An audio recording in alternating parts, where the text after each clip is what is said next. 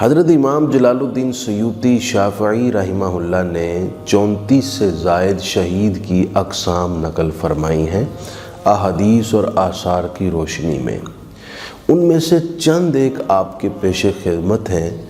جن کو اپنا کر کوئی شخص اپنی زندگی کے معمولات انجام دیتے ہوئے اگر فوت ہو جائے تو اللہ تعالیٰ اسے شہادت کا رتبہ عطا فرماتا ہے۔ ان میں سے ایک یہ کہ جو شخص روزانہ 25 مرتبہ یہ دعا پڑھے، اللہم بارک لی فی الموت و فی ما بعد الموت۔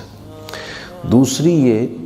کہ کوئی شخص روزانہ چاشت کی نماز ادا کرے اور ہر ماہ میں تقریباً 3 روزے رکھے، اور سفر میں ہے یا حضر میں ہے وہ وتر کی نماز کبھی نہ چھوڑے، تو احادیث کی روشنی میں اسے بھی موت پر شہادت کا رتبہ دیا جاتا ہے۔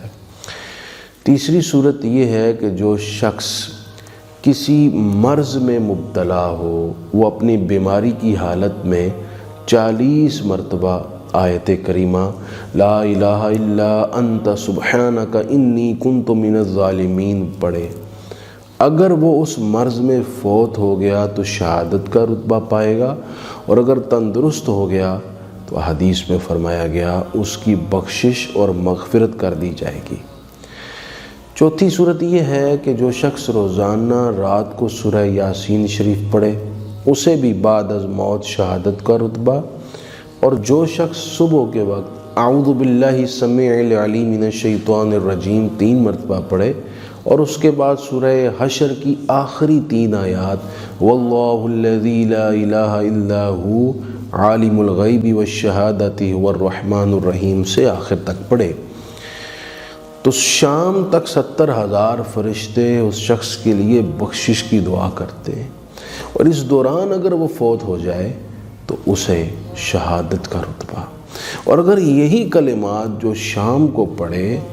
صبح تک 70,000 فرشتے بخشش کی دعا کریں گے، اور اگر رات کے وقت موت ہو گئی تو اسے شہادت کا منصب عطا کر دیا جائے گا۔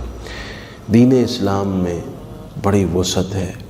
بڑا لطف ہے، بڑی مہربانی اور اللہ تعالیٰ کی کرم نوازی ہے، بڑے آسان سے عمل ہیں،